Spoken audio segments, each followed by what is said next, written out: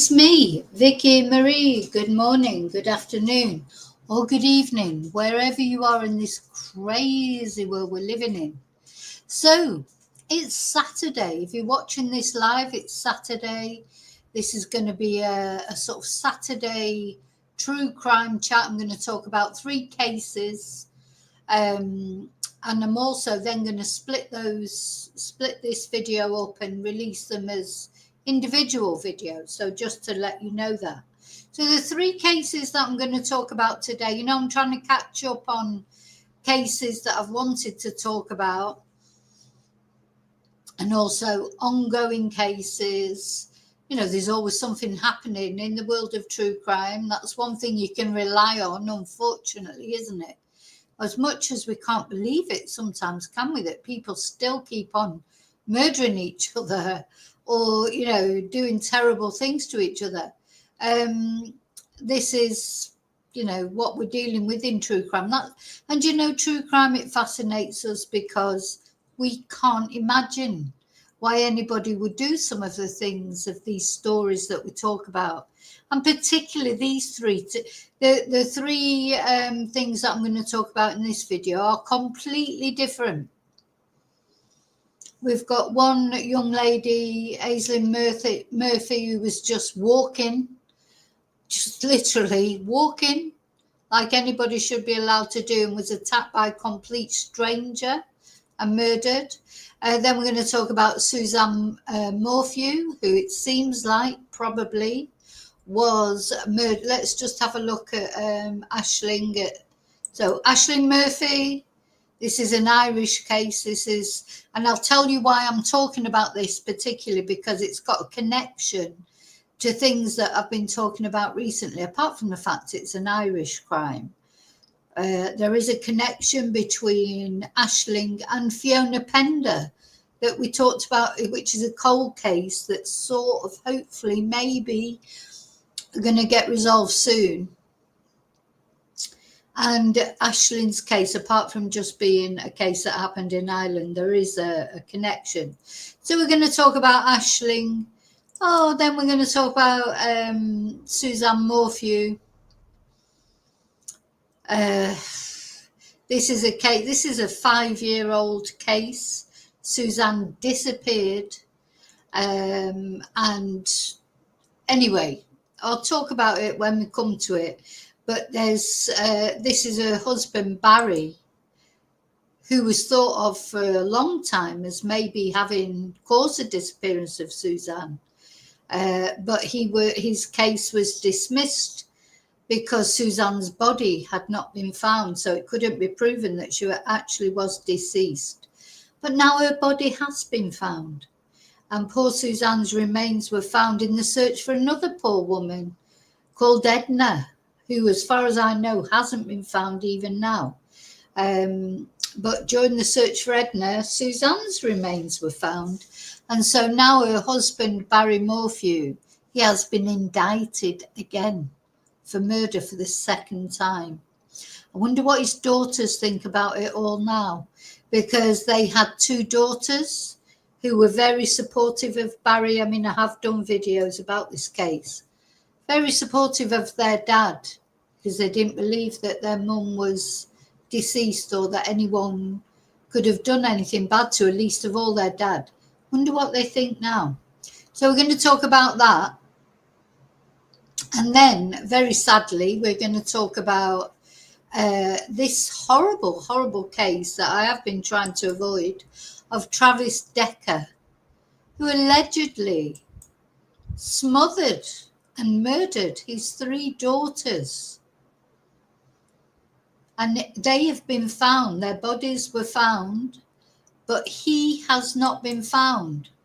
And we're going to have a look at the manhunt for him, which the police are saying they think he's still alive. I personally don't think he's still alive, but what do I know? They might have reasons to think he's still actually alive. I think he may have taken himself out of this world.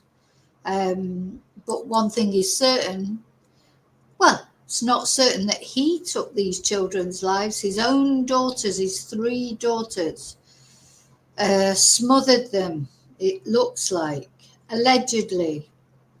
That is definite. So we're going to look at that. Just what is the latest? We're not going to go into it in any of these cases. Not going to go into in really massive detail. They're just really updates, apart from the Aisling Murphy case, which I haven't looked at before, but I've been meaning to talk about it ever since I realised the connection between Aisling and Fiona Pender, which is a case that we talked about as we're talking about the Irish vanishing triangle, so-called. Aisling Murphy was not part of the Irish vanishing triangle, but there is a connection. I'm going to explain it in a moment. But first of all, I want to say thank you to everybody. Thank you to all my subscribers. Please think about subscribing. Don't forget to press the notification bell if you want updates on these cases or any other cases. And remember to press all notifications, because that's the only way you can be guaranteed to get a notification. What else? Thank you to those of you who have bought me a Ko-fi, those of you who are members, of course. Members are the mainstay of my channel. They really keep my channel going.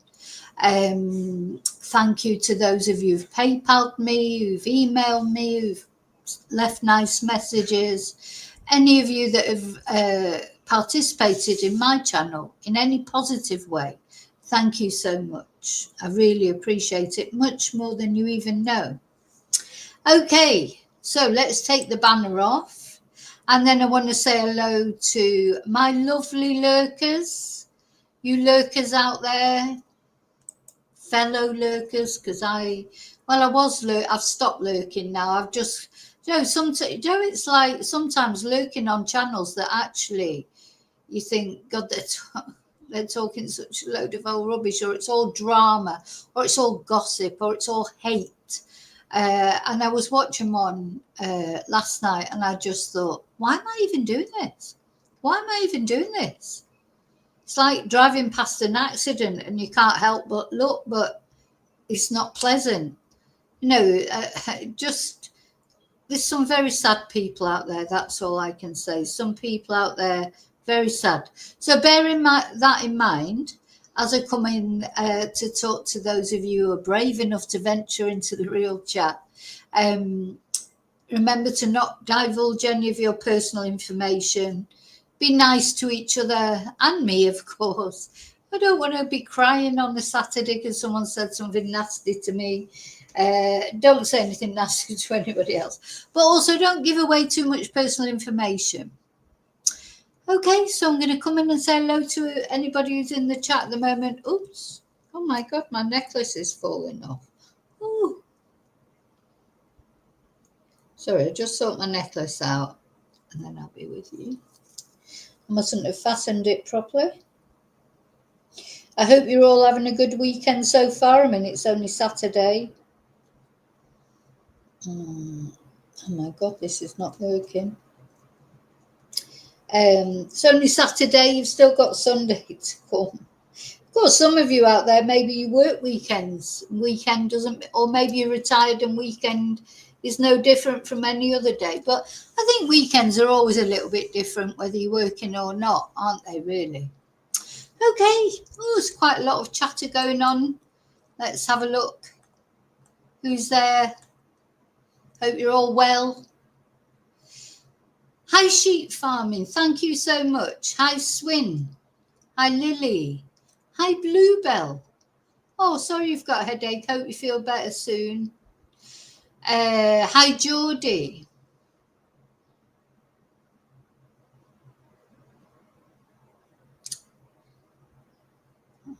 Hi, my angel.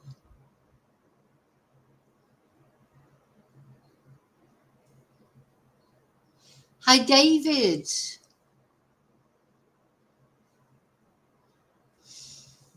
Okay, so what we're going to start with, this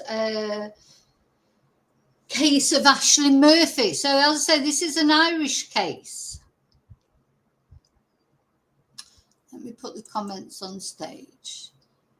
Put the comments on stage. don't forget, depends which channel you're on, whether you will see comments or not. So I'm putting up the comments on stage anyway, so you should be able to see everybody's comments because they'll come up on stage. So Aisling Murphy, now this is it. Let's have a look at this beautiful girl. You know, aren't they always? Oh, sorry, I just want to say as well, don't forget that my shop is open on the Ko-fi account. If you want some merch, you can go into the Ko-fi, what will I call it, onto the Ko-fi link, and all the merchandise is there. And thank you to people who have ordered merchandise. That is all on its way now. In fact, I think some of you might have received it already by now. Okay, so let's have a look at a picture. In fact, I'm going to put her up. Going to put Aisling up in the top corner, like I like to do when I'm talking about someone. But also, I'm going to show you a closer up picture of her. So Aisling Murphy. Now, any of you, I think probably a lot of people will have heard of this case, but especially if you're in Ireland. And this was a big, high-profile case in Ireland. And of course, it sort of fueled the fire of, the anti-immigrant feelings in Ireland, because Aisling, unfortunately, she was killed by an immigrant. I don't know that they were an illegal immigrant, but they were certainly an immigrant to Ireland. So it's a very sad story. And the reason that I'm talking about this case, although I would, it is one that I've always been wanting to talk about, but the reason that I've been determined to talk about it, because when I've been doing these cases of the Vanishing Triangle in Ireland, one of the cases that I looked at, of course, was Fiona Pender. And then, when I start investigating into cases or researching cases, not investigating, that's the wrong word. When I start researching cases, it's just amazing the things that come up. And Aisling was literally just walking along the canal, walking along a walkway that a lot of people go walking. She should have been safe. She should have been safe. You should be able to walk wherever you want, whenever you want. But it wasn't like it was, 2:00 in the morning. She was walking along this canal in full daylight, and she should have been safe. Unfortunately, she wasn't, because someone was, I don't know if they were lying in wait for her, lying in wait for someone. Who knows? These people, do they just, because they were on a bicycle, do they just ride up and down, hoping that someone will come along that they might be able to attack? Or is it just coincidence that they were walking along there, or cycling along there? We don't know. But the thing is that we do know is Aisling, unfortunately, she was intercepted doing this most innocent of things. And I'm going to read to you what happened to her. And it's especially sad, I think, because I do feel like Aisling could have been saved, which is very scary, because two ladies who were also walking along there, but together, did discover her being attacked, but they did not have their mobile with them. They did not have their mobile with them, so they ran off to phone the police. But, they had to run off to find somebody else with a phone. Always take your mobile with you. You must take your mobile. If not, I'm not saying to people don't go and walk by the canal or go and walk your dog. I think you should be able to do that. But there are certain precautions you should take, which is maybe having if you haven't got pepper spray, because of course you can't buy bloody pepper spray in the UK anyway. You can't buy one in Spain, supposedly, though there are places you can get them.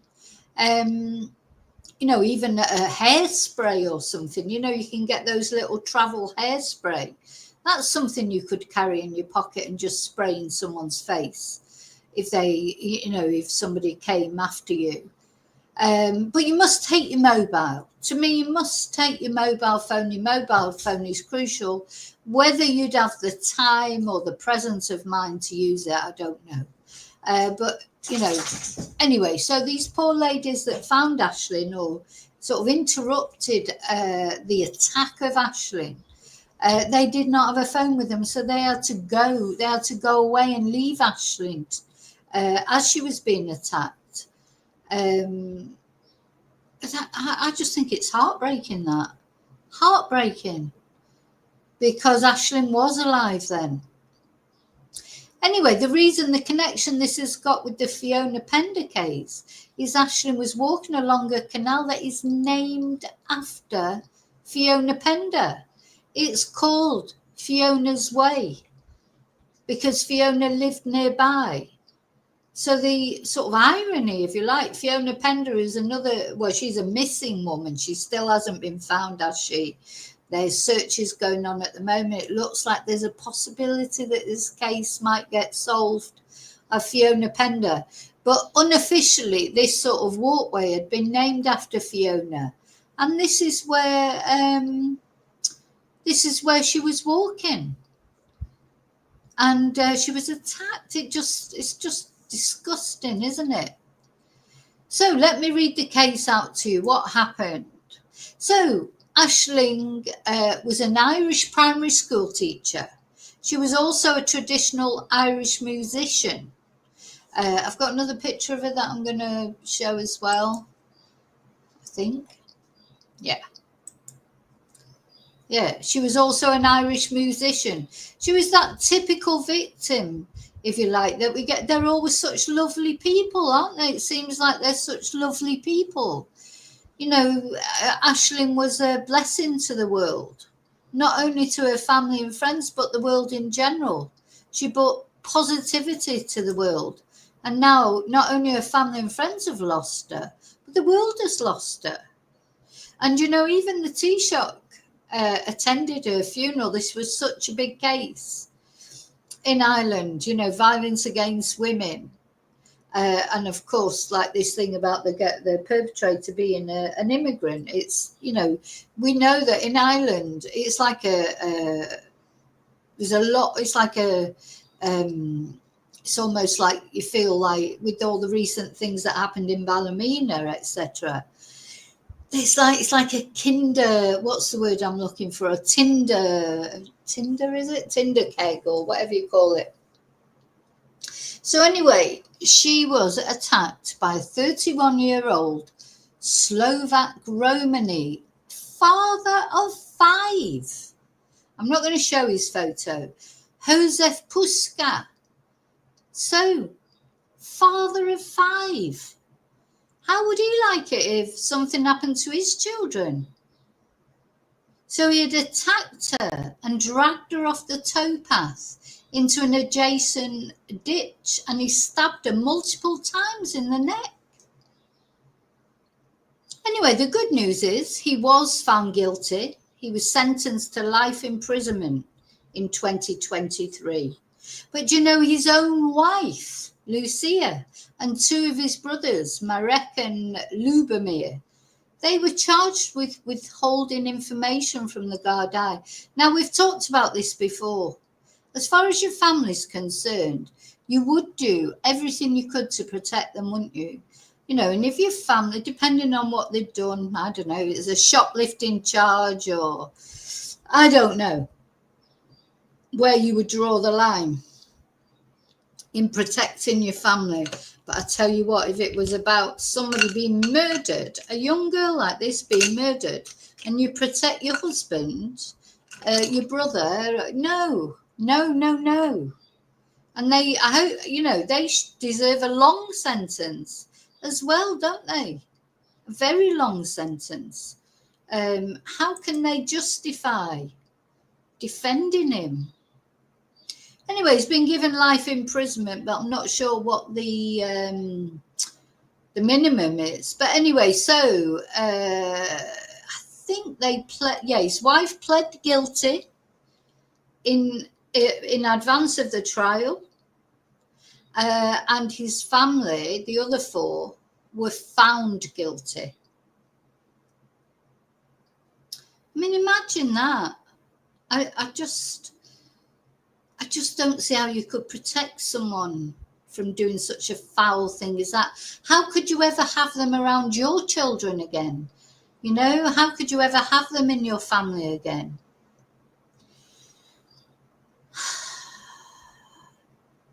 So yeah, so this happened in County Offaly, I think. Where did it actually happen? Just let me make sure. Anyway, Aisling, she was an Irish, she played Irish music. Her father had performed with the Furies, which is a quite a well-known Irish group. I'd never heard of them, I've got to be honest, because I don't know about that kind of thing. But if you are Irish and you know about Irish music, etc., you probably would know who they were. She was a talented fiddle player. She performed all over the country, and she gave private music lessons at her family home. She had a boyfriend, Ryan Casey. They'd been in a relationship for over 5 years and had planned to marry. So at 2:30 p.m. on the 12th of January 2022, she finished work and she was captured on the school CCTV at 2:37 p.m. while walking to her car. She drove via the N52 to the Dangeen Road car park in Tullamore, close to the Grand Canal. So this is the Grand Canal. Let's have a look at the Grand Canal. Let's see if I can find a picture of it. And as I say, unofficially known as Fiona's Way, because it's near where Fiona Pender lived. Oh, hang on.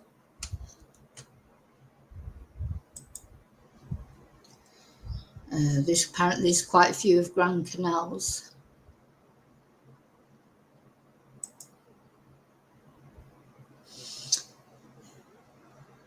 I mean, it looks like a beautiful place, I've got to say. Anyway, sorry.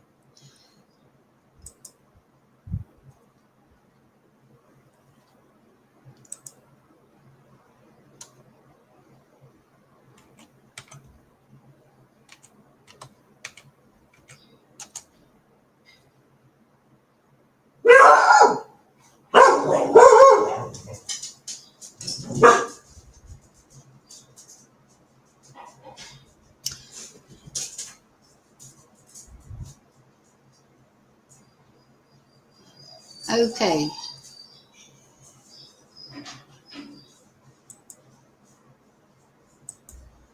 Let's have a look at this.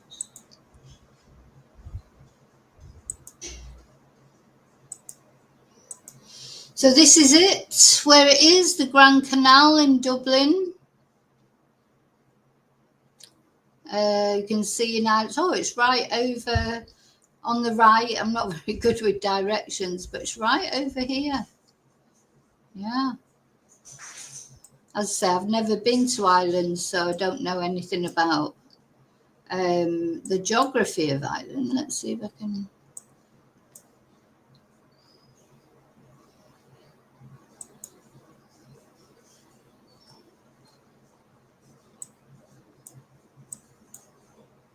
Anyway, so that's the location. If any of you know Dublin at all, so this is the city, isn't it, Dublin?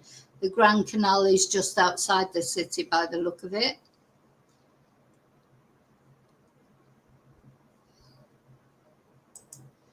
Okay, let's go back to where I was.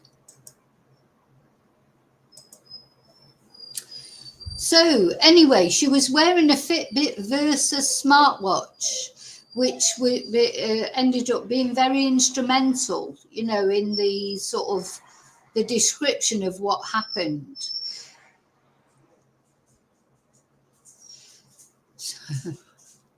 Right, sorry. She left the car park on foot wearing a navy jacket, navy leggings, a camogie top, a white t-shirt, a grey scarf, blue night runners, and a pink woolen hat with a brown bobble. And she also wore a ring, sunglasses, a gold necklace bearing the name Aisling, and a Fitbit Versa smartwatch watch with an activity tracker. So anyway, it showed her data from her devices showed she walked eastward as far as Digby Bridge. She crossed the bridge at 3:16 p.m. and then headed westward back towards the Daingean Road car park. And the data showed her walking briskly at a consistent pace of around 6.5 kilometres. At which point her forward, so until 3:21, in which point her forward movement stopped and her activity tracker began recording erratic fluctuations consistent with a violent attack.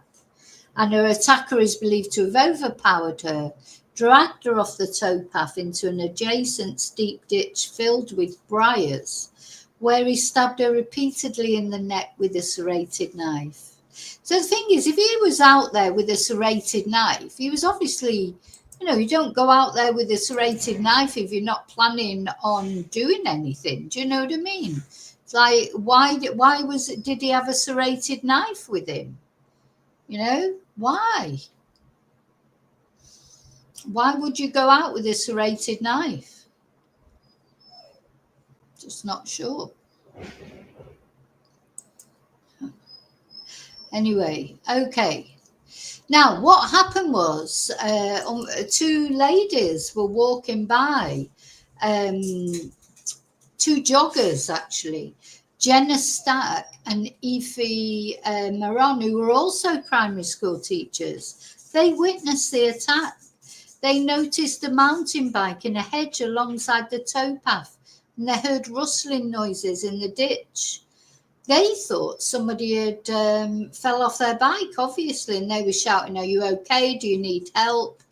And as Jenna stepped off the towpath, she saw a man crouching over a woman and holding her down in the undergrowth. And she said she could not see the woman's upper body, but she observed her legs, which were kicking vigorously in a scissors-like motion. And she realized that was a cry for help. And she tried to help. She cried out to the man, "What are you doing?" etc. And called for him to get off her, and said she was going to call the police, the Gardaí. But neither of those two women was carrying a phone. So they had to run off to find someone to phone the police. They found two cyclists and two workers, and the cyclists rode to the location indicated by the women. But then that's when they found Aisling. Her body, she was deceased by then. So it's especially sad, isn't it? Because it does feel as if those two ladies would have had their phones with them, or at least one phone between them, maybe Aisling could have been saved, because it seems that, she was still alive at that time. So anyway, I just want to say, rest in peace, Aisling. All my prayers and whatever, how can, there's nothing you can say to families that have to go through this. And also those two ladies, because those two ladies that found Aisling, at least, I'm sure they helped towards a perpetrator being found. It's just such a shame that they couldn't have, run for the police immediately, that they didn't have to go away to try and find a phone or some help. Very sad. Just feel that Aisling could have been saved. But Aisling should have been safe. It's not their fault. Aisling should have been safe, walking along the canal. And this man, oh my God, how could his wife stick up for him? Now, let me just check exactly what sentence he got. So, yeah, married father of 5 children, born in 1990. So really quite young, isn't he? 25. He's only 35 now. So 5 years ago, he was only 30. And he moved with his wife and 2 children to Ireland in 2013. He only had 2 children then. He's had 3 more since. I mean, how is that his first crime? Can't be his, Surely, why did he do that? Did he just take opportunity because he saw Aisling walking on her own as he was cycling past, or was he looking for someone? Apparently, he could never drive, so he typically travelled with taxi, bus, or bicycle. He had no convictions for violent crime, but he had been a person of interest in 2 assaults on women, one in Prague and one in the UK. And when he was a juvenile in Slovakia, he'd been placed on probation for having consensual sex with a girl under 15. Anyway, he was found guilty. To cut a long story short, he was found guilty. Now, let me just find out his minimum sentence.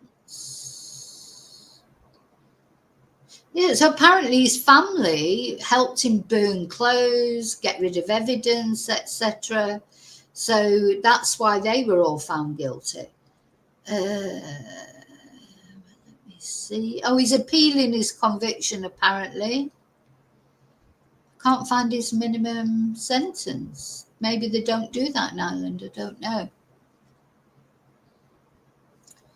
Oh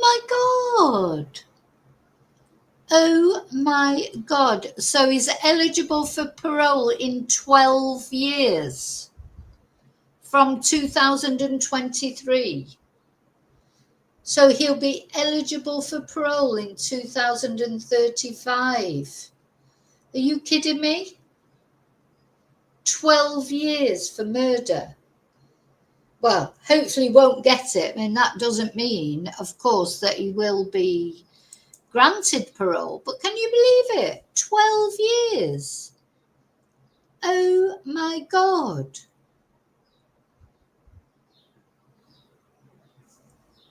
I'm absolutely shocked. Hi, Geordie. 12 years. God. Oh. Unbelievable that 12 years he could be, if he finds God, he'll probably find God, or he'll, he'll be like an exemplary prisoner. He may get parole in 12 years. Well, I'm sure Aisling's family are going to, fight against it. So hopefully he won't. But anyway, God. So if in 12 years he does get parole, he'll only be 47 then, sheep farming. If he's 34, so literally, I'm just angry. What does his wife think about him now? What do his children think about him? How could his family help him cover up this crime? This is murder. This is not covering up, like, I don't know, shoplifting or credit card fraud or all the things that are important, but, not crimes against the person. I just, honestly, do you know what? Anyway, so I just wanted to talk about that. I've been wanting to talk about it ever since I did the case of Fiona Pender, because it came up when I was researching the case of Fiona Pender, because this place where Aisling was attacked is Fiona's Way. It's a walk, if you like, that's informally named after Fiona. And, there you go. Just, sort of the locals calling it Fiona's Way. And then another young girl loses her life because she's doing something that people do every day and should be able to do. Every day, walk along the canal or whatever. Actually, we had a little bit of an incident this week. Not like this. But there's a canal near my village, as there are in most places, and there's a lot of canals, obviously, aren't they? And now I notice canals where I never noticed them before. But there was a robbery at a garage, and apparently the person who did it was fleeing from the police and ended up going in the canal. and he's in a very serious condition in hospital. But yeah, sort of different, but just I'm getting as much now, sort of don't want to go near a canal as I feel about rivers, don't want to go near a river. Okay, so that's the first thing that I wanted to talk about to you in this case. Now, the second thing I want to talk about is, have you heard what's happened in the Suzanne Morphew case? Do you remember the case of Suzanne Morphew? We've covered it before on this channel. And if you type in Suzanne Morphew, I mean, I'll try and remember to include it in the description, but I'll probably forget. Suzanne Morphew and her husband Barry. You know, this is one of those cases. Suzanne and her husband were married from being teenage sweethearts, really high school sweethearts.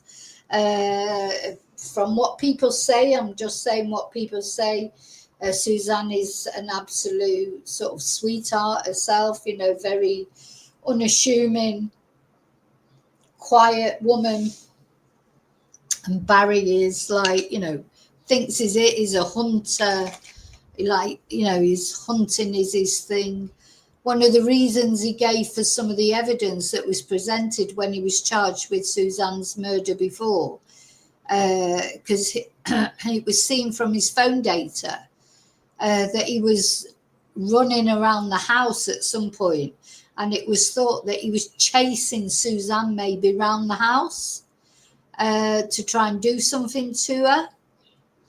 But he said no, he was hunting chipmunks. He was out there running around his house and the surrounding areas because he likes to shoot chipmunks, because chipmunks are a nuisance. You know, that sort of man Barry is. I mean, he is a hunter. I know a lot of people like hunting, especially in America. I'll never understand it in a million years, to murder animals just for the fun of it. Just think there's something wrong with you. It's different to hunt for food or for whatever reason, but hunting just for the fun because you just actually enjoy killing animals, to me that's a red flag. 100% a red flag. How could you enjoy killing an animal, you know, that can't self against you? How could you? You know, actually for fun. I say, you know, God. Anyway, so Suzanne, as many wives do, don't they, just disappeared one day. Disappeared completely. It was Mother's Day as well. It was Mother's Day. It was 5 years ago. It was Mother's Day. And they lived in up in near the Cascade Mountains, Colorado, that way in America, which to me, there always seems to be murders happening in Colorado, and it looks like a beautiful place. But oh my God, how many murders? You know, and that's, of course, was Ted Bundy's stomping ground. That is where let me get rid of that, actually.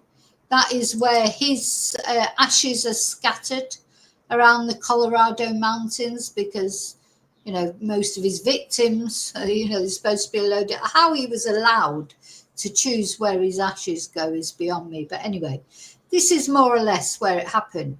So that's a picture of her with the fragrant Barry, not.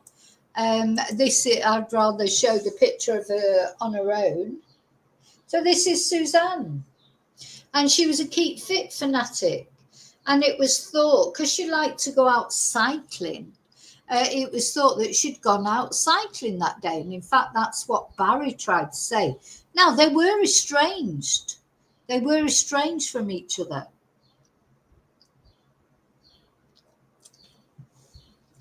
But Barry said, oh, no. They had a fantastic evening the day before she went missing. They were still seeing each other from time to time. And that was a mistake that Suzanne made, wasn't it? She kept going back to Barry. She couldn't seem to break away from him. He says that the night before she disappeared, they had a fabulous evening. They even made love. They had a lovely evening. It was all fantastic. Off he went to work the next morning and she disappeared. So he says he says, so that from the beginning, oh, she must have gone out cycling because she liked cycling and she liked to go out in the mountains and cycle. And lo and behold, when the police went out looking for her, they found her bicycle down a ravine. And it looked like she'd been abducted while she was out cycling. And this is what, of course, Barry said. Oh, yeah, that must be what had happened. I think then they also found her cycle helmet. So that's basically where the case rested for quite a long time. You know, she disappeared. I think the police were suspicious of Barry right from the beginning, but they had no proof that she was even deceased.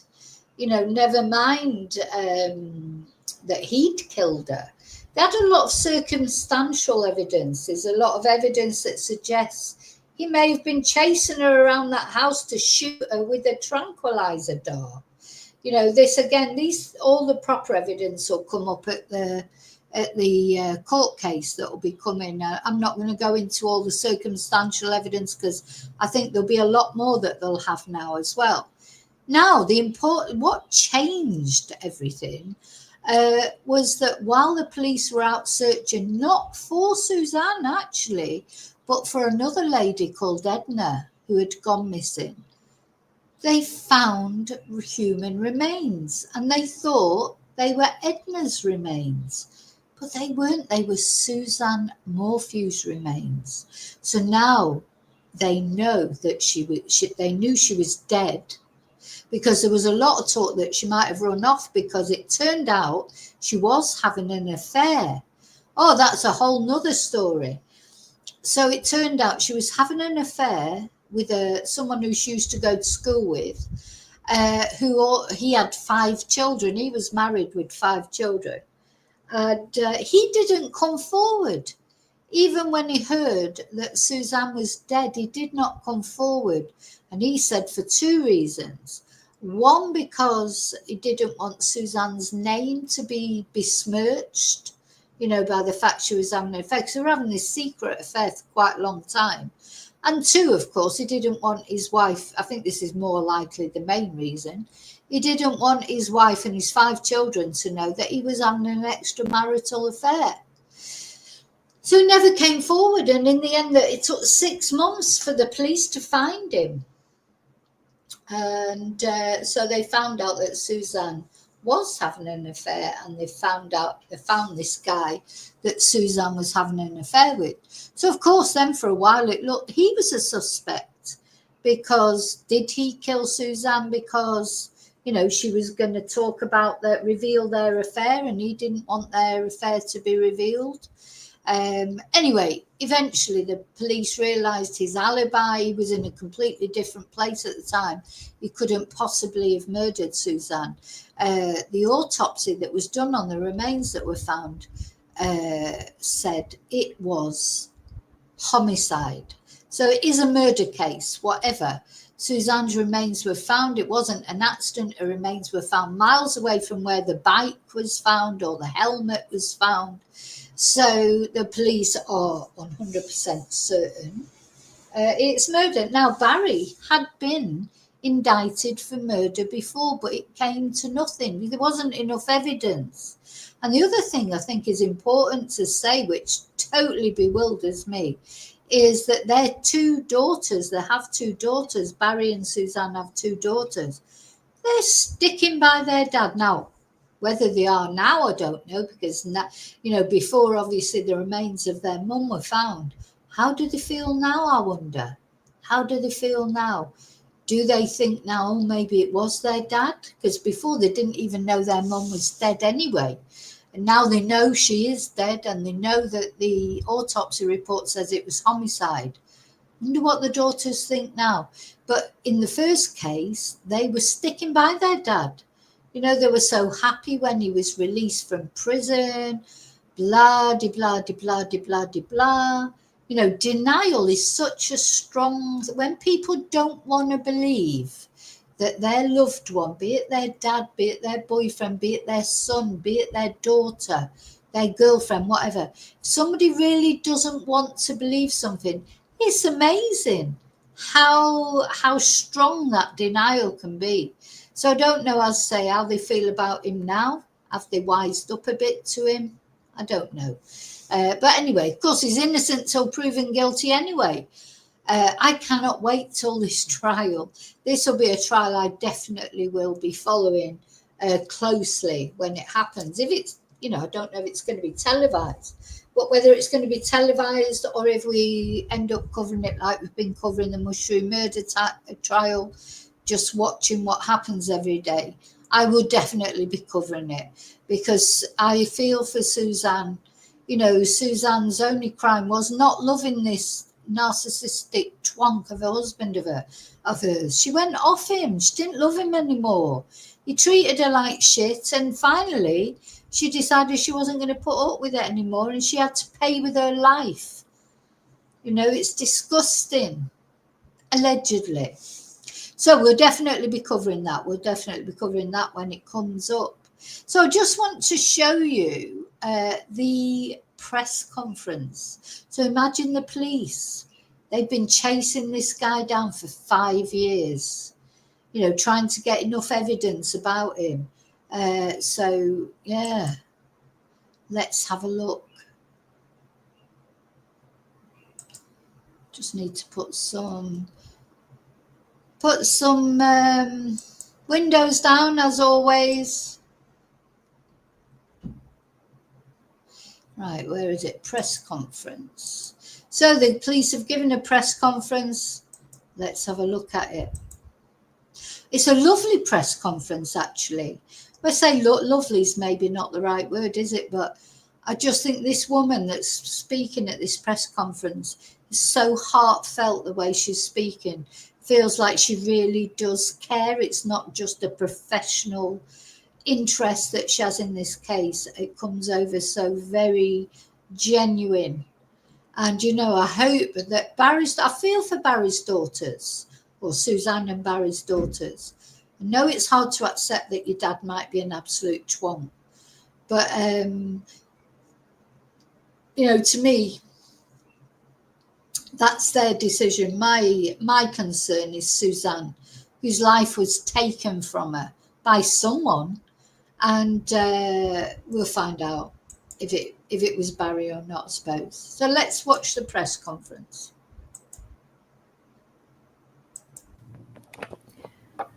I appreciate the members of the media that are here today.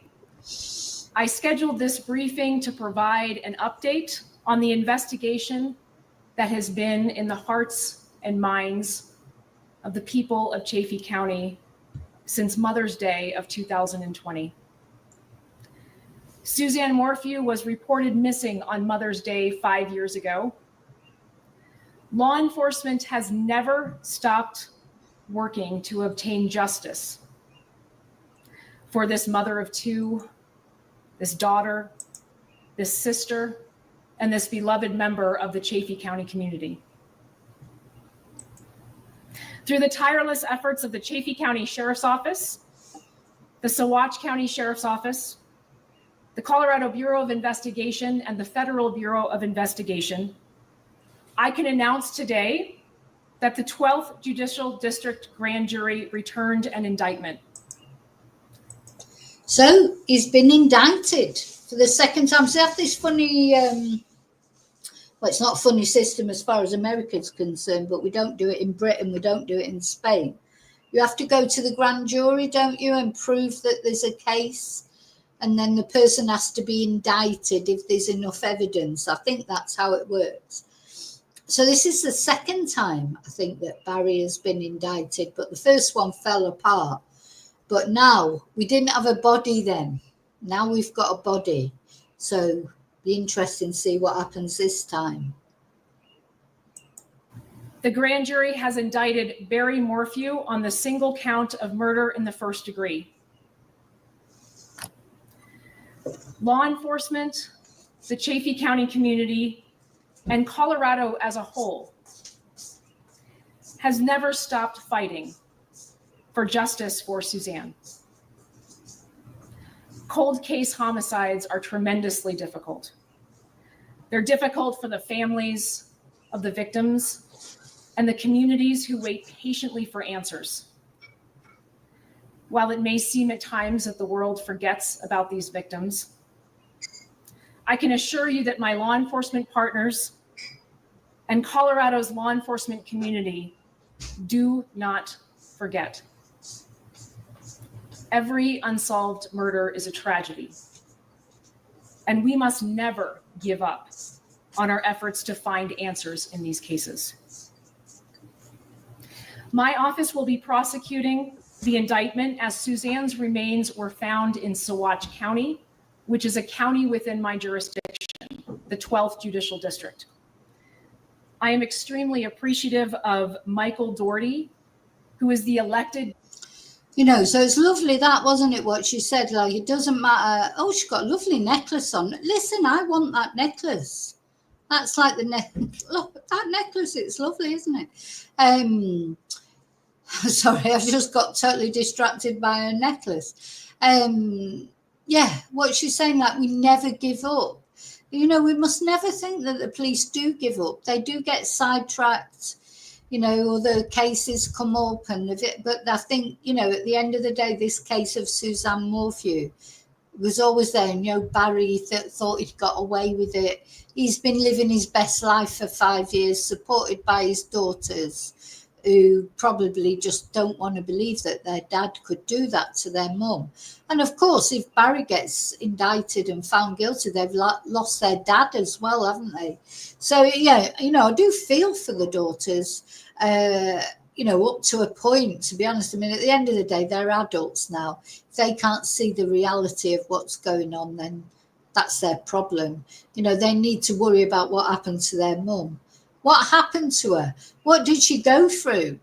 You know, was her husband chasing around the house with a bloody dart gun or whatever? What did she end up suffering?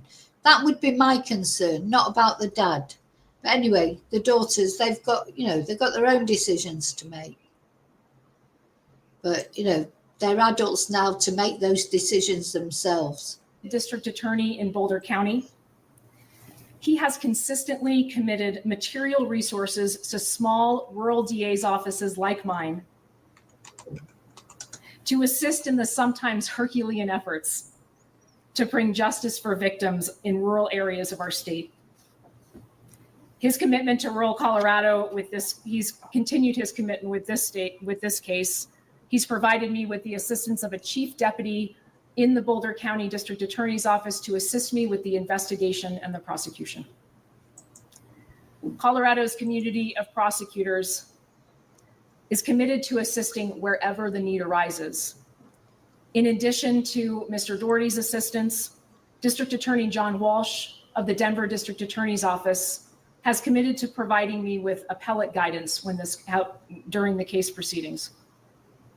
So today I have with me Chaffee County Sheriff Andy Rorick. I stand united with Sheriff Rorick and Under Sheriff Alex Walker. I stand united in announcing this indictment. Through this process, I have seen firsthand how deeply Sheriff Rorick and Under Sheriff Alex Walker and the entire Sheriff's Department in Chaffee County cares about this case. I am proud and appreciative of our cross-jurisdictional partnership and their hard and excellent work. I also stand with the Federal Bureau of Investigation, who has never wavered in its commitment to this investigation, providing essential intelligence and investigative resources and expertise through the years. I also recognize and appreciate our continued partnership with the Colorado Bureau of Investigation. The Colorado Bureau of Investigation has done incredible work, and their CBI agents and analysts have worked very, very hard to advance the goal of finding answers in this investigation. Here representing the CBI is Agent in Charge Chris Adams with CBI's Pueblo office. I also stand with Saguache County Sheriff Dan Warwick, who is here with me as well. He and his office immediately answered the call to action, when Suzanne's remains were found in the county he represents. Sheriff Warwick and his deputies are an essential part of this team. I'm just going to have a look to see if Edna is, because as I say, this was somebody else they were looking for, Edna. When they found Suzanne, I'm just going to have a look and see if Edna has been found yet. I don't think she has personally, but Responding to the recovery of Suzanne's remains with the highest level of dignity and professionalism. I also want to continue to recognize what I have come to expect in my years as a prosecutor, and that is multi-jurisdictional and multi-state cooperation and partnership. I want to recognize the Arizona Department of Public Safety, who immediately responded to our team's request for assistance in locating and arresting Barry Morphew in the Phoenix area. Mr. Morphew will be held by Arizona authorities pending extradition proceedings in that state. And upon conclusion of those proceedings, Mr. Morphew will be transported to Alamosa County to stand trial on the indictment. This indictment has been unsealed upon the arrest of Mr. Morphew. I asked for this briefing to provide you with an update and provide information to the community. Me and my team recognize the importance of being laser focused on the prosecution and to speak with one voice. And so for that reason, all of the agencies that have been involved in getting us to this place, as well as the prosecutors that have been willing to assist me in this investigation and prosecution, they have all been instructed to send any media requests to my office. And so that's what I'd ask of you. In an effort to be transparent, I'd like to thank the the Office of the Judicial District in this district for making the indictment immediately available. And so you can get a copy of that indictment on the State Judicial's website. It is linked on a page labeled Cases of Interest, and it's under Alamosa. Barry Morphew is presumed innocent in this case and that presumption remains with him unless and until he is convicted at trial. And so once again, thank you for allowing me to provide an update to the community on this very important case. Sorry, let's just listen. So I'm going to show you about Edna in a moment. She still hasn't been found, Edna Quintana. But if it wasn't for Edna going missing, would Suzanne Morphew have ever been found? And I can take a couple of questions if you have them. Yes, sir. What was Barry doing in the Phoenix area? And thank you for the question. The question was, what was Barry doing in the Phoenix area? I appreciate the question, and that information is still being gathered. We have been working very, very hard to make sure that we run down anything we can with respect to this investigation, and our law enforcement officers will certainly be following that. Yes, sir. In the indictment, you noted that pharmacological expert testified that ban would render the... Okay, I don't think we'll go into all the questions and everything. Let's have a look. Edna. Where is Edna? What happened to Edna? So, if it was, it's odd, isn't it, really? Because she went for a hike, but she didn't return home. Where is Edna Quintana? But if it wasn't for Edna disappearing, Suzanne wouldn't have been found. And this is where it happened, or where she supposedly disappeared and where Suzanne ended up being found. Where is Edna? So she was last seen wearing unknown clothing. I mean, has something untoward happened to Edna? You know, is it a case of foul play, or has she really fallen down a ravine or somewhere? You know, people do disappear when they go on hikes. So she was last seen on May the 3rd, 2023 in the area of Saguache County. 55-year-old white female. She was in the area of Saguache County when last seen and would be on foot. She has medical issues. There's concern for her health and well-being at this time, and family has been unable to reach Edna, and she never returned home. White female, 55 years old, brown hair, brown eyes, 5'4", 145 pounds. Yeah, and then there's all these articles about it by the looks of it.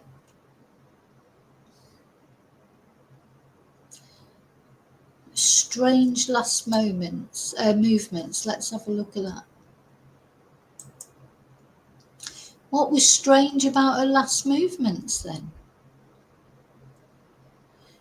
Yeah, so many missing people, of course.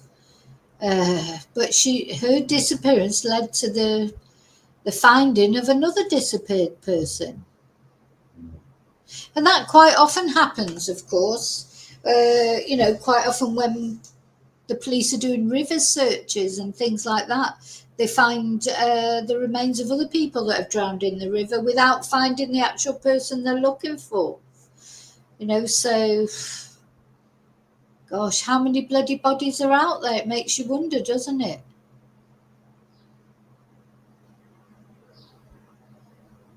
Let's see, what happened? So the day she vanished, Edna had been out hiking with a male companion with whom she'd been dating on and off for a few years. And the companion, who the US Sun is choosing not to name at this time because he has not yet been listed as a suspect, he has referenced the hiking trip in posts published on Facebook. And this male companion, now this seems a bit odd, doesn't it? He told police Edna was not able to keep up on the hike and returned back in the direction of the car. But when he returned to the car later that day, there was no sign of Edna, and she was still in possession of her purse. Oh, he was still in possession of her purse and cell phone. Edna was not reported missing for another 3 days. It was a family member who would raise the alarm. So she was eventually reported missing to the local sheriff's office after she missed consecutive visits to Marilyn and her mother's home, something she'd typically do every day or at least every other day. And the red flag for our family is she was not a hiker. She wasn't a fisherman, and she wasn't even really an outdoorsy person. Hiking is not a typical activity that Edna would have done. So it sounds like they're a little bit suspicious of the person she supposedly went hiking with. So Edwards knows little of Edward's partner, but she says she has heard a number of rumours about him and their relationship since they vanished. Well, I think Edna deserves a video just for her, doesn't she? So we'll look into that at another time. I just want to say here and now, if I ever disappear and whoever it is who's suspected in my disappearance says, oh, we went for a hike. No, I don't go for hikes. So if somebody says, oh, well, we were out hiking. No. Mountain climbing. No. Anything that involves hills. No. Maybe walking by a river, walking by a canal, walking in the campo, flat. Yeah. But if anything ever happens to me, I disappear. I do, some sketchy person says, oh, yeah, we were on a hike. No, we weren't. Definitely not. So if anyone ever says that about me, whether it's family or friends or boyfriend or whatever, it's not true. I do not do hiking in mountains or in woods, yes, woods, maybe. If they said, oh, yeah, we went to the woods, and fine, that is a possibility. But if it's mountains, hills, no. So just bear that in mind, because you might have to stick up for me one day when you're investigating into my disappearance, which hopefully will never happen. But you know what I'm saying. Definitely won't be that I've gone hiking anywhere in the mountains. Definitely not. Okay, so that's what's going on with Suzanne. And I am going to look into Edna's case in a specific case for her at some point. So we've looked at Ashley Murphy's case, we've looked at Suzanne's case, and the last case that I'm going to go through in this video is another very sad one, I'm afraid. They're all sad, aren't they? But some are more sad than others, of course. So this is this case, very mysterious. These three girls, three sisters, the Decker sisters, apparently, allegedly killed by their father, Travis Decker, who has some mental health issues, got any bloody big mental health issues, to kill your three young little daughters. So apparently he was trying to get back with his ex-partner. He had weekend rights to the children. How that was ever allowed, I have no idea. The mother was trying to fight against those rights, wasn't she? She was trying to say, you know, he was dangerous. I mean, what's really irritating, I think, about this case is the mother of these lovely girls. She tried her very best to tell the courts how dangerous her ex-husband was. And she was not listened to, was she? She was not listened to. So their father, unfortunately for them, was this man, Travis Decker. And he took them for their weekend weekend visit. And it actually wasn't weekend, was it? It was just 4 hours he was allowed to have them. Sorry, yeah, that's coming back to me now. Wasn't a weekend visit he was allowed. He was supposed to get the children back by 8 o'clock that day. And 8 o'clock came and went, and he did not bring these little angels back. So the mother started to worry and contacted the police. Yeah, it wasn't a weekend visit. It was just a couple of hours that he was allowed. He should never have been allowed to take those children. But anyway, that's an investigation, I suppose, down the line. You know, not that it'll help these three girls. They're dead. Their bodies have been found. They had plastic bags put over their head. Their wrists were tied behind their back with zip ties. You know, just foul what happened to them at the hands of their dad, who they probably loved and thought was brilliant. Anyway, he's disappeared now. And this also is Colorado, isn't it? I think this is something about Colorado, I think. Definitely something about Colorado. You know, maybe it's just the vastness of it. You know, whenever it's places that are vast, huge places, there's always probably likely more things that are likely to happen there, isn't it? So anyway, the police are still saying that they think he's alive. I personally don't think he's alive myself. I think he may have done something to himself. But, you know, the police seem to be quite sure that he's still alive. So that's up to the, you know, they know obviously more than I do. So let's have a look. Let me take that down and let's have a look.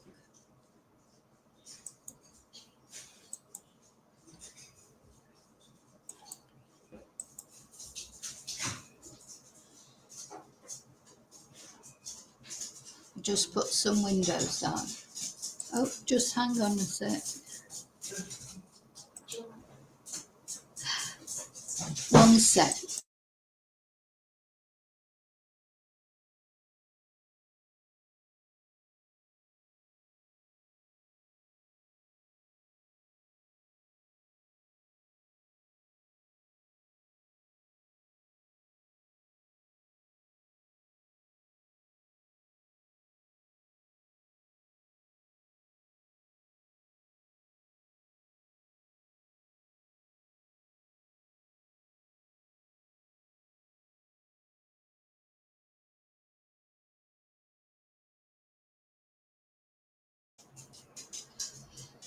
Okay, can you hear me again now? Sorry about that. So that was my son's friend. And so just going into a bit of waffle here before I go into this case.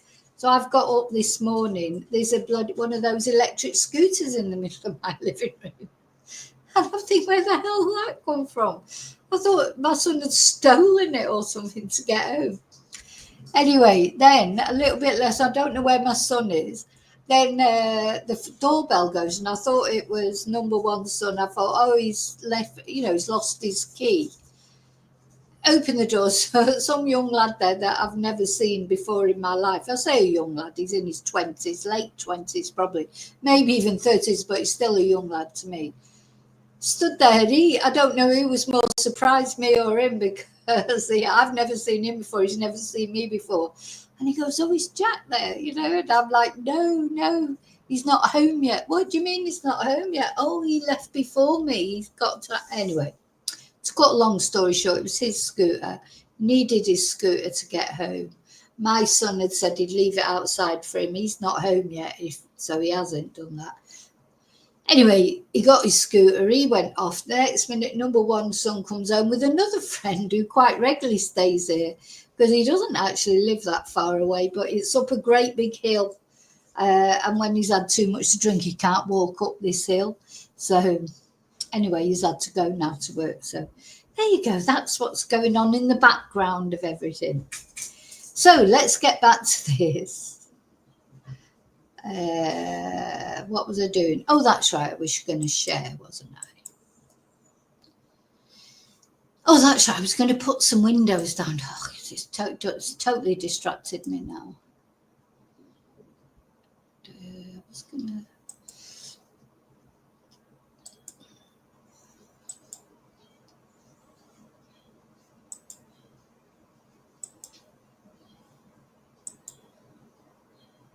Yeah. So we're going to look at this case of Travis Decker then, this absolute monster who's killed his 3 daughters, allegedly, and then disappeared. So let me know what you think in comments. Do you think this guy's still alive? I personally don't think he is, but, I'm sure the police think he is for a reason. I'd be very surprised if he is, but anyway. So yeah, the fugitive father who suffocated 3 daughters is still alive, the police say. Now, there was a supposed sighting of him, wasn't there? But that seemed to come to nothing. So police believe a Washington father accused of killing his 3 daughters is still alive and is evading capture as federal and state law enforcement search the wilderness for him. And Fox 13 reports that the police launched a search for Travis Decker on the night of May the 30th. So where are we now? So it's 22 days ago, days ago, after his ex-wife said he failed to return their 3 daughters back from a scheduled visitation. So then, and these poor police as well, for having to find these poor little girls, the Wenatchee Police Department discovered 9-year-old Peyton Decker, 8-year-old Evelyn Decker, and 5-year-old Olivia Decker dead near the Rock Island campground on June the 2nd. So since June the 2nd, nothing, they don't know anything, do they? So the police suspect that Decker killed them during a planned visitation and then fled the area. And here he is. I mean, what a man, eh? What a man. What a man, what a man, what a man to kill 3 little girls. So isn't he an ex-Marine or something? What sort of a man? Father or, whether you're the father or not, fancy, using your strength, using what you've learned as a Royal Marine to murder your daughters. What piece of shit. What an absolute piece of shit this man is. There's part of me that hopes he is dead. I know that sounds awful maybe, but there's part of me that hopes that. But then Also, I want him to be brought to justice. I want him to have to look people in the face. You know, why should he just get away with it by taking him off to another planet? Though, you know, hopefully he won't, even if he has deleted himself, he'll still be spinning in hell, I hope. If we ever talked about anyone who deserves hell, you know, if you like, he is it, isn't he? He is it. He deserves to go to. Oh, David, don't put those initials up. What does that stand for? You know what I'm like. I don't do initials. What does? U.S. Marine. Oh yeah, not Royal Marine. No, U.S. Marine Corps. Right. Well, look at that. I worked it out all on my own. Hi, Julie. Yeah, it's very hot, Julie, isn't it, at the moment? Oof, awful. It'll get hotter, though. It'll get worse before it gets better, won't it? Will definitely get worse before it gets better. So, yeah. Oh, what a man. Murdered 3 little girls. Oh, great big man, isn't he? Yeah, with his bloody muscles and his tattoos. Just shows you that's not what makes a man, is it? So investigators found the girls roughly 75 to 100 yards down an embankment with zip ties and plastic bags scattered nearby. The girls' wrists were or appeared to be zip tied. Each had a bag over her head, indicating they'd been suffocated. Those poor girls, what did they go through? So they're still saying they think he's alive. They're continuing their search for I mean, they've got to search for him, whatever, whether they think he's alive or not. You know, he needs finding because he's a danger, isn't he? I mean, he was a danger to his own daughters, so he wouldn't think twice about hurting someone else, would he? If you have trail cameras or doorbell cameras, please check them for suspicious activity. If you have residences in these areas, check them for anything missing, no matter how small or seemingly insignificant. See, I can't help but think if he was alive, he would have been spotted. I know they think they've had one sighting of him, but it's not been confirmed. Why hasn't he turned up on trail cameras or whatever? But where would he be? The only thing that makes me I thought if he'd deleted himself, I would have thought he would have been there with the girls. You know, where's he taking himself off to? Or is he just trying to wind the police up? I mean, you know, supposedly he would know about survivalism, but then other people have been saying, oh, that's been blown out of all proportion. He doesn't know anything about survivalism, really. He doesn't know anything, but he doesn't know any more than, you know, what he knows is nothing special. He's not like some Rambo type character. So, yeah. Last week, the Chelan County Sheriff's Office said they had seen someone, or hikers said they'd seen someone near Colchut Lake who appeared unprepared for the wilderness. I don't think he would be unprepared, though, would he? Anyway, here's some more photos of his tattoos, what he might look like. Of course, he could have cut his ponytail off by now. He could be wearing completely different clothes. I mean, he can't change his tattoos, of course. So police then spotted an off-trail hiker from a helicopter, but the person ran out of view as an aircraft passed. And officials deployed police dogs and tracked the man to the Ingalls Creek trailhead near US Route 97, but didn't capture him. Was it him, though? You know, was it could be somebody else just trying to avoid being found? Anyway, due to safety concerns, do not attempt to contact or approach Decker, as he has extensive military training. So this is turning into a big long manhunt, isn't it? You know, are they going to find him? So there's a reward of up to $20,000 for information that leads to his arrest. He's described as a white male who stands 5 feet 8 inches tall, weighs around 190 pounds, black hair, brown eyes, and last seen wearing a light coloured shirt and dark shorts. Well, he could be wearing anything now, couldn't he? He could, so this must have been when he was last seen. He could be wearing anything now. Let's see what else I can find, if there's anything else.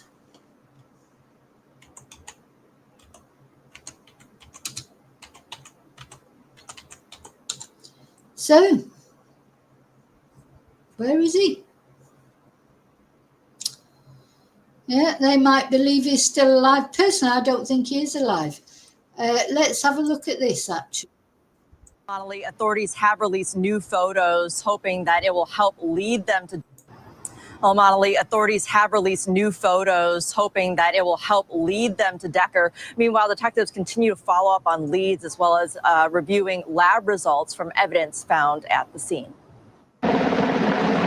As the search continues for 32-year-old Travis Decker, wanted for the murder and kidnappings of his 3 young daughters, authorities continue to utilize all resources available, from air and ground support from neighboring counties, SWAT and search and rescue teams, the Washington Army National Guard, and the U.S. Marshals Service. And new photos released show how Decker may look if he tried to change his appearance. Denny Barron was with the U.S. Marshal Service for 27 years, specializing in tracking down fugitives to areas nationwide and even abroad. Now retired, he's been following the search for Decker closely. They have skill sets, they know the case, they can answer any questions about it, and they can provide. You know, when I look at him, I just think, oh, yeehaw, good old American boy. You know, how all the immigrants get all the blame for all the bad things in the world. Lots of good old American boys commit terrible crimes. People forget about that, don't they? It's like, oh, God, illegal immigrant kills someone, which is terrible. Don't get me wrong. It's terrible when somebody who shouldn't even be in the country ends up killing someone. But we must never forget, just because someone's a good old American boy, an ex-serviceman, you know, he's done this heinous crime, killed his own 3 little daughters. Don't get much worse than that, do you, if you were putting crimes into criteria? So we mustn't forget that. You don't hear all these you don't hear Donald Trump going on about that, do you? Oh, you know, because at the end of the day, these servicemen need looking after, because they end up with mental health issues and PTSD and this, that, and the other. Not that I'm using that as an excuse, because I think there's lots of service people that have PTSD but don't murder their daughters. But you don't hear Donald Trump and all them whinging on about this, like, oh, it's terrible. No, but if he was an immigrant who'd done that to his kids, would be all over everything.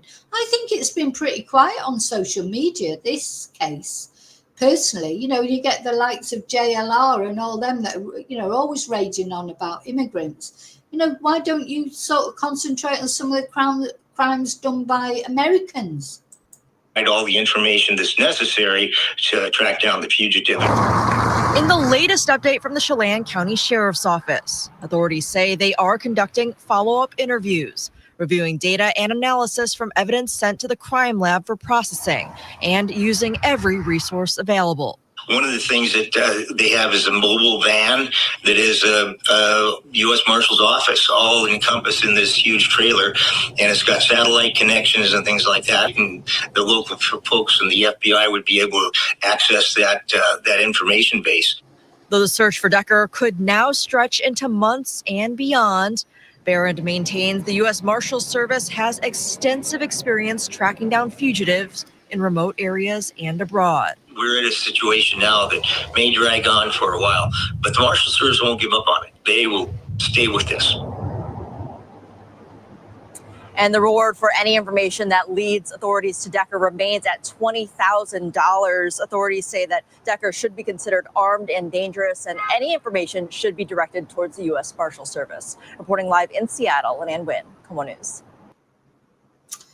So yeah, that's basically, you know, where we are with that, which is, you know, personally, I don't think he's on this planet anymore, but we'll see. Maybe I'm wrong. Won't be the first time. But the police think he's still alive, and I can see a few of you think he's still alive. I mean, I don't say what would he be doing? What's his purpose now? What's his you know? Why would he still be alive? To do what? You know, reminds me a bit of the Brian Laundrie case. Well, the Gabby Petito case, and you know, when we remember with Brian Laundrie, oh, he was being seen all over the place. He was dead in the park, you know. But this is what happens, isn't it? So, but the police are saying they think this guy's alive, so I presume they've got reason for thinking that. Maybe they have found some things that we don't know about. But to me, the logic says to me that he's not alive. But I don't know. Yeah. Okay, that's it. So finished. So I hope you found those interesting. As far as Aislinn Murphy is concerned, her murderer is in prison. 12 years minimum sentence. Oh my God. Anyway, the other case that we looked at, of course, Suzanne Morphew. Hopefully, this time her husband will be convicted if he is guilty. Because it's only allegedly, he's innocent till he's proven guilty, of course. And then as far as hopefully, before long, we'll get some news about this big man, if he's been found or not. And I think I actually sort of hope that he isn't in this world anymore, because if he's not in this world anymore, he's already started paying for what he's done, you know. But anyway, we'll see. Time will tell. Time will tell. Okay, so I'll see you really soon in the next video. Enjoy your day, enjoy your weekend, and I'll see you all soon in the next video. Oh, don't forget to like. Don't forget to like this video, leave your fingerprint on the DNA button. Don't forget to subscribe if you're not already subscribed. Thank you so much for watching. I'll see you really soon in the next video. And until then, as always, may your God go with you.